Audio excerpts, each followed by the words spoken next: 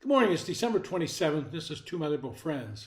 Before I start, yesterday we went and saw a movie, The Boys in the Boat, and I would recommend the movie to anyone. It's uplifting, it's a true story, and it's a great movie. Well, to today's topic. The First Amendment to the Constitution states, and I quote, "Congress shall make no law respecting an establishment of religion or prohibiting the free exercise thereof or abridging the freedom of speech or of the press, or the right of the people peaceably to assemble and to petition the government for a redress of grievances." End quote. Well, the first settlers here in the United States came from England, and they came to escape religious persecution.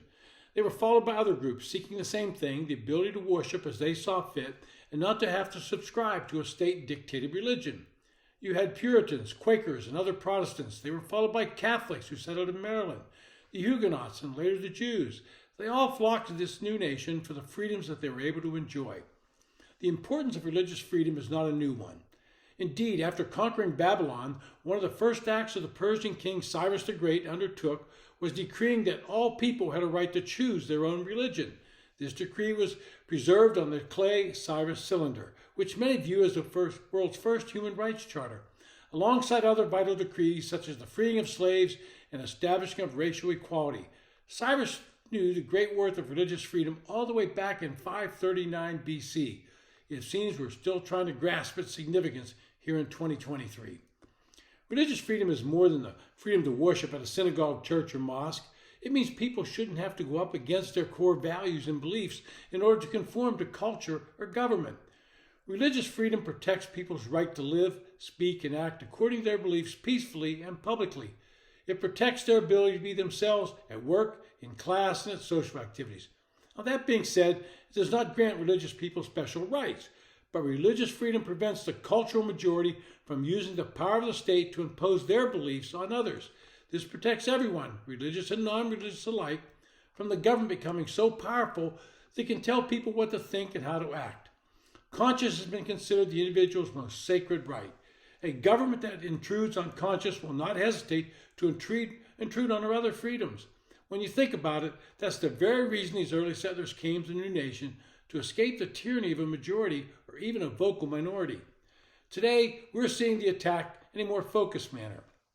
Antisemitism has broken out across the country, particularly on college campuses, as a form of showing support for Palestinians. Now, much of this anti-Semitism has been latent, but Israel's response to the terrorist attack on its people on October 6th has given the movement some form of legitimacy, which is both wrong and should not exist. But it seems that the freedom to worship however you want is under attack. The latest wave of anti-Semitism seems to have emboldened others who want to attack religious institutions and beliefs.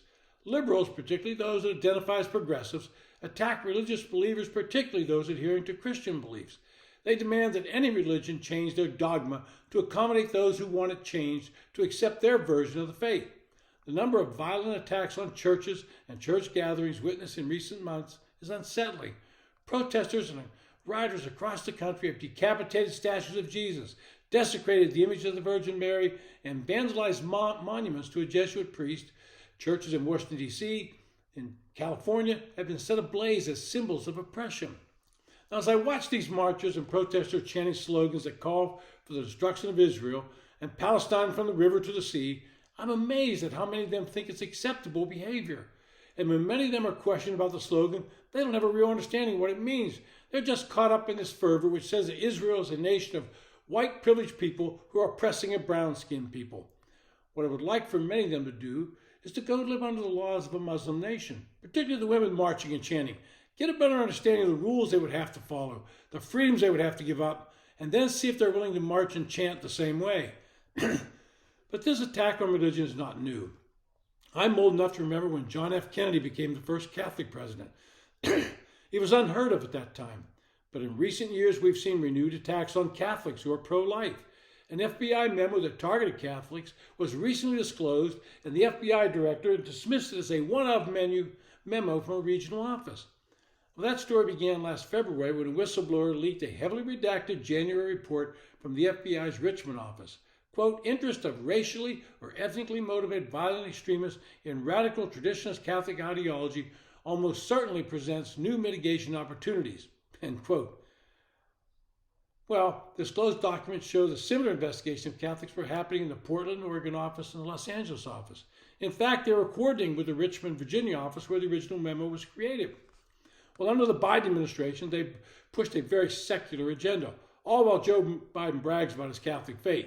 That would target anyone that does not adhere to the orthodoxy of that agenda. And one final thing today on the economy. Biden's angry and ripping the media for not reporting how great his Bidenomics is working.